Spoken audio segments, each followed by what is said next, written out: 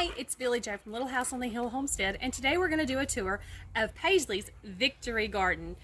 So I'm going to grab the camera from her and turn it around real quick so you can see what she looks like. Hi, I'm Paisley. I'm 9. So yeah, I think that's all you need to know. Okay, so she's going to explain to us about her Victory Garden and the plants that she has and what she's already got out of her garden today. Okay, so what we have in our little tiny victory okay, that was a bad turn. On our victory garden is we have our cherry tomatoes, or Juliet tomatoes. Juliet. Yes, Juliet tomatoes. This is Aroma Grape Hybrid Tomato. Yes, whatever you want to call them. These are some of them that I just picked a couple of minutes ago.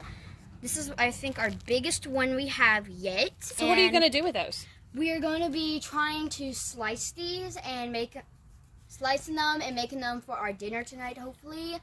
And we may as well just make a video on that as well. So we're going to batter them and deep fry those, guys. Yes, I like excited. Them cubed is so much better than sliced, in my opinion, for fried green tomatoes. I don't really like tomatoes, but they're also good. Sometimes they're good, sometimes they're not good. I mean, I don't know. I think these are, the, big red tomatoes. What are they called again? I'm not sure what variety they are. They're just a big red slicing tomato. Yes, these, I only have one right here. She's got one right here growing. Yes. I'll find it for you. It's right here. Oh, there it is in her hand. A little bitty green. There we go.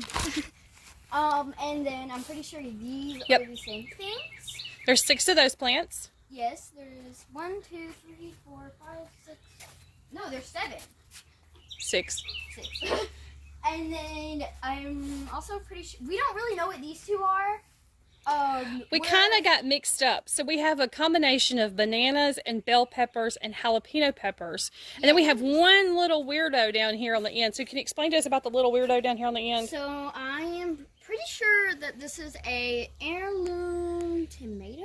Nope, it's a purple bell pepper. Yes.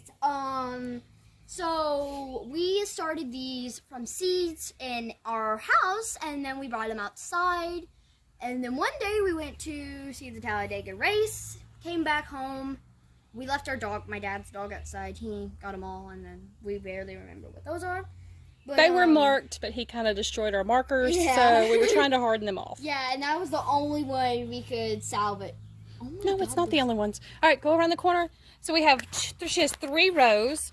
Another full row of peppers right here. Mm-hmm. You can see we've put the fabric down, trying to weed it out. It does not help. And then we put cardboard down in the aisles because it's just difficult walking on it. I think I'm going to go back and get some straw, see if we can't throw in some straw. But then we're constantly pulling out wheat straw. If you use wheat straw, then you're constantly pulling that out. So I'm not really sure what we're going to do. We may go back in with newspaper because newspaper tends to help. Hello, little guy. Oh, there's a spider. They're right here. It's not a spider. There's a dead fly. Oh. Mad. Well, that means that there was a spider somewhere that got the fly in the web. Okay. Yeah. So if we're going up, I don't need to know that one.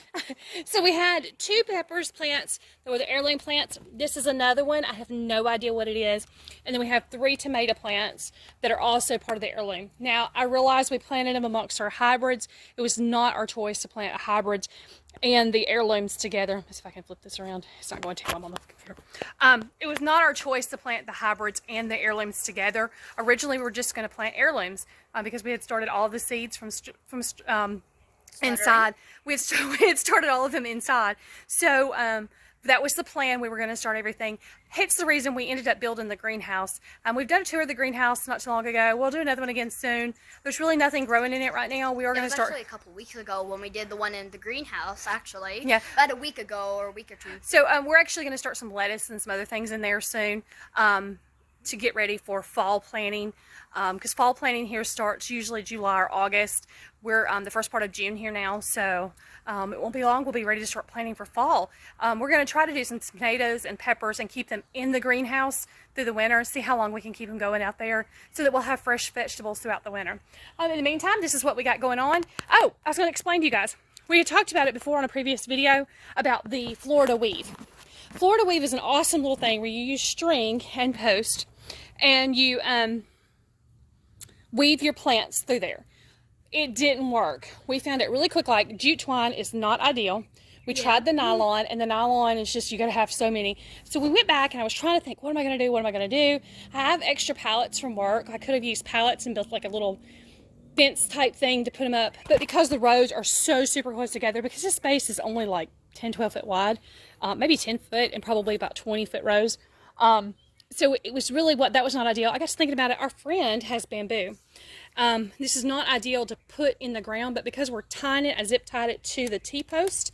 Had to go back in and add a third one on the 2 longer rows, a third T-post. We zip tied them to the T-post, and then we used tomato twists from Lowe's.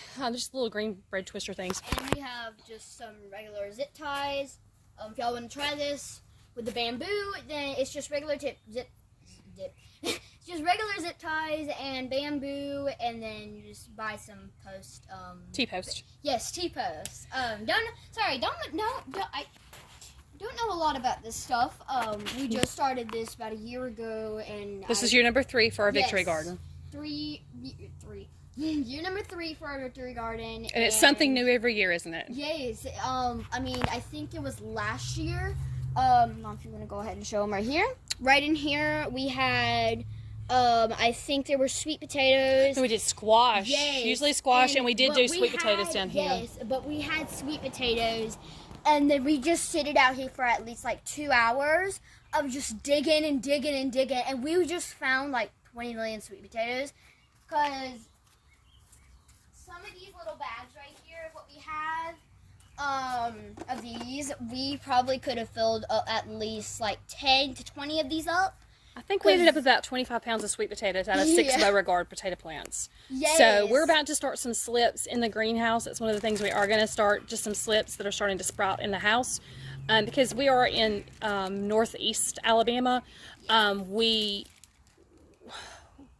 It's hot, and we're keeping the air conditioning off during the day right now to conserve energy and because of cost. So sweet potatoes, because I did not get these in the fridge, in the cooler box in the bottom, they did start sprouting, so we're going to put those in the greenhouse. But I was going to say, this new system, I'm hoping, is going to work really well for the tomato plants.